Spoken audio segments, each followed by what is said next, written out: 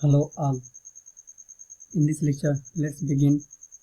Let's have a detailed analysis on some more questions on medicine and physiology asked in UPSC prelims examination in earlier years. So the question is, which of the following is the membrane that protects the developing embryo from desiccation? Options are amnion, allantois, chorion, yolk sac. The correct answer to this question will be amnion. So the correct answer will be amnion, because amnion protects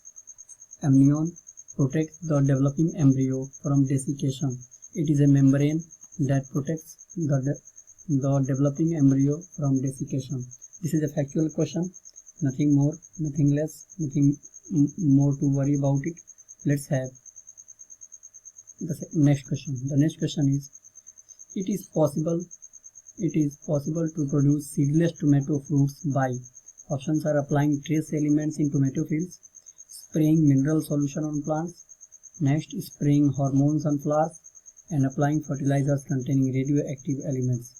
The correct answer to this question will be option C, that is spraying hormones on flowers. So by spraying hormones on flowers, by applying hormones on flowers, we can develop a seedless tomato, because when we apply hormones on flowers, the maturity, the rate of maturity starts increasing, and when the time required to become mature start decreasing, and due to this the seeds cannot develop in this short span of time, and the tomato and the flora on which the hormones are applied, they become seedless, because they are ripened just artificially, or they are ripened not by their natural process but due to the hormones that are artificially being given to them. So the correct answer will be spraying hormones on the flower. Next question. The next question is, the recommended daily intake of protein for a moderately working woman is. Option 30 grams, 37 grams, 40 grams, 46 grams. The correct answer will be 37 grams. This is a factual information. Next question. The next question is, besides protein and carbohydrate, other elements of nutritional value found in milk includes. Options are calcium, potassium, iron, calcium and potassium, calcium and iron, potassium and iron. The correct answer to this question will be option A. Apart from, because milk is considered one of the best source of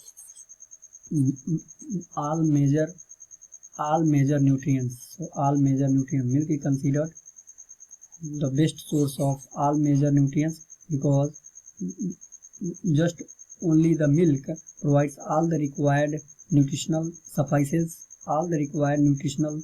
requirements of the baby.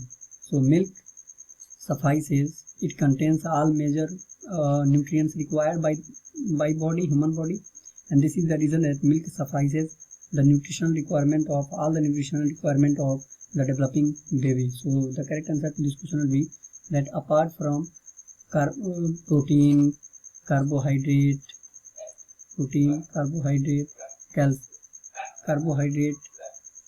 the milk also contains calcium, potassium and iron that are required by a developing baby, a growing baby. Next question.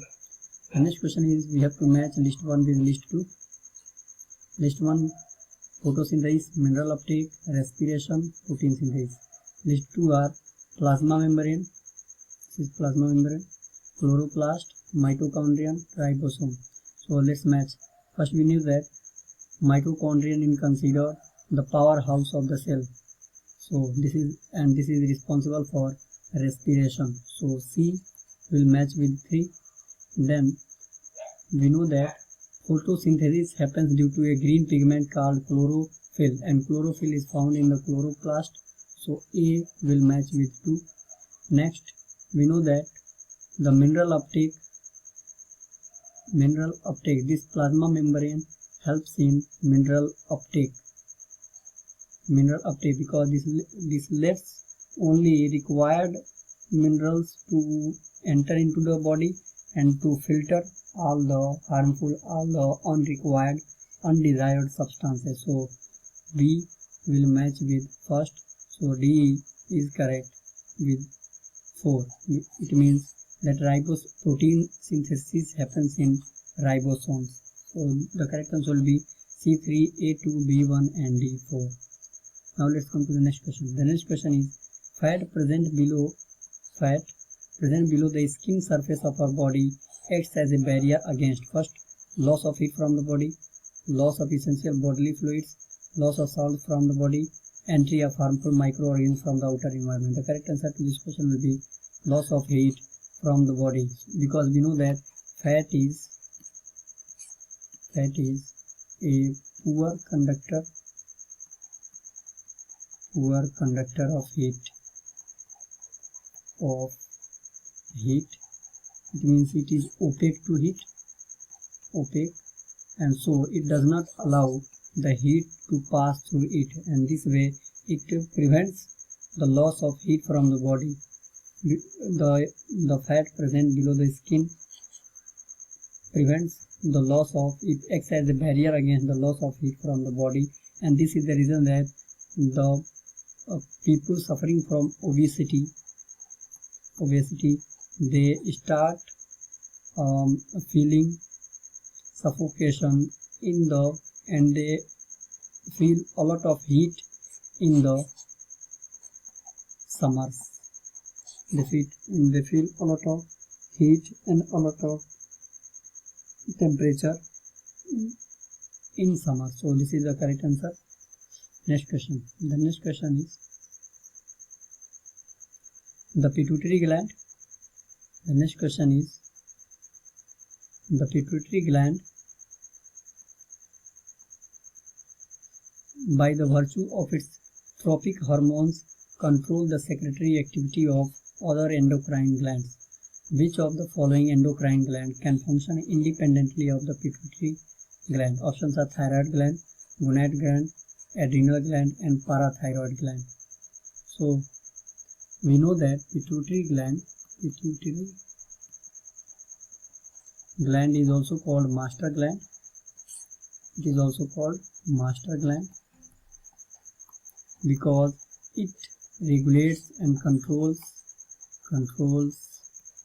or regulates the activities, secretory activities, regulates the secretory activities of all the other endocrine glands, endocrine glands. So there are two types of glands, endocrine and exocrine. We will talk about these in great detail in one of the next questions, but until now you have to just remember that there are two types of glands, endocrine glands and exocrine glands. The secretion activities are controlled by the pituitary gland. Pituitary gland controls, it is also called master gland. It controls the regulates the secretory activities of all the other glands, especially the endocrine glands. And there is a parathyroid gland that is not controlled by the master gland, that is pituitary gland. So the answer will be parathyroid gland. It is independent of pituitary gland. So it is independent of pituitary gland. It is not controlled by pituitary gland. Next question. The next question is, which of the following is cultivated by transplanting seedlings? This is not feedings, this is seedlings. That is, which of the following is cultivated by transplanting the seedling? Options are maize, sorghum, onion, soybean. The correct answer will be C, that is onion.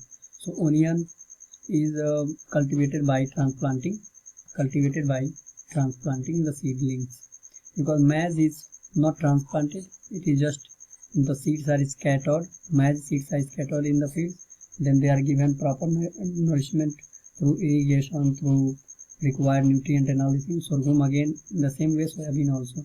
Just onion is the thing that is cultivated by transplanting seedling. Next question.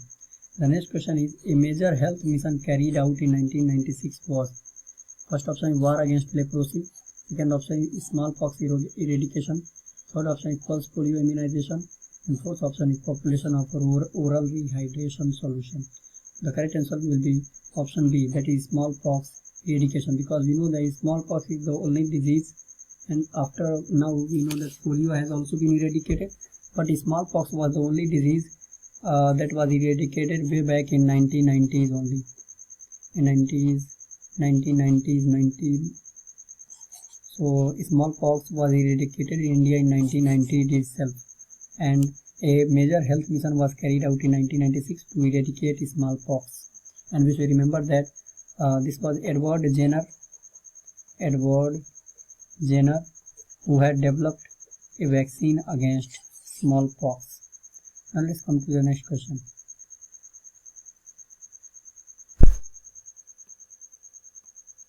Let me tell you a current affair news with respect to medicine and physiology. As we know that World Polio Day is celebrated each year on 24th October by World Health Organization, WHO, World Health Organization. This year on World Polio Day, that is on 24th October in 2019, in the last year, on the World Polio Day, the Global Commission for Certification of Poliomyelitis Eradication, that is GCCPE, declared India on 24th October 2019.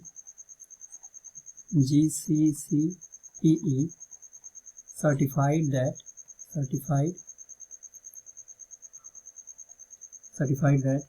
India has eradicated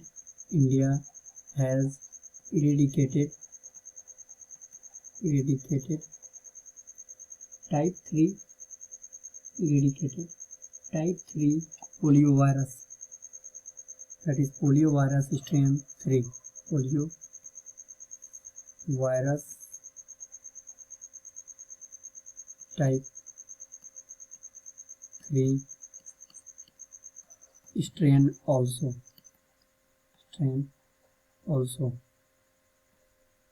And now thus the type 3 strain of polio has been declared eradicated worldwide.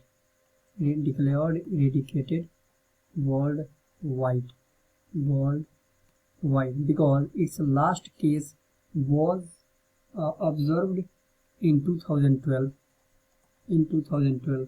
in Nigeria.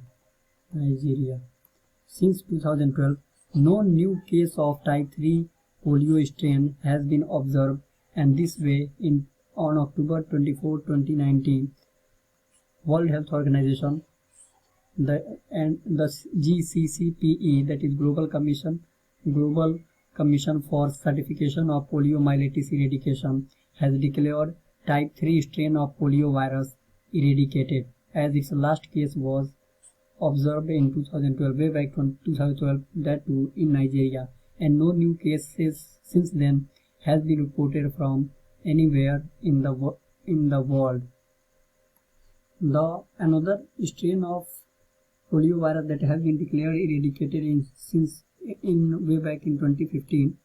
In 2015, GCCPE even declared poliovirus strain type 2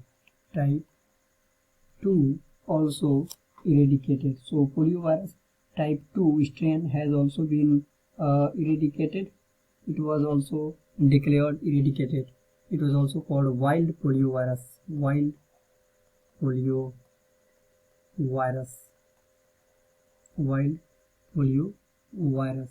and it was also declared eradicated way back in 2015. So the type 2 strain, type poliovirus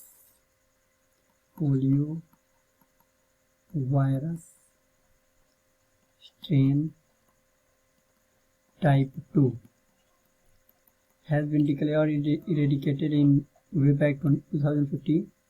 Then now poliovirus strain type 3 has now been declared eradicated in 2019. The only that remains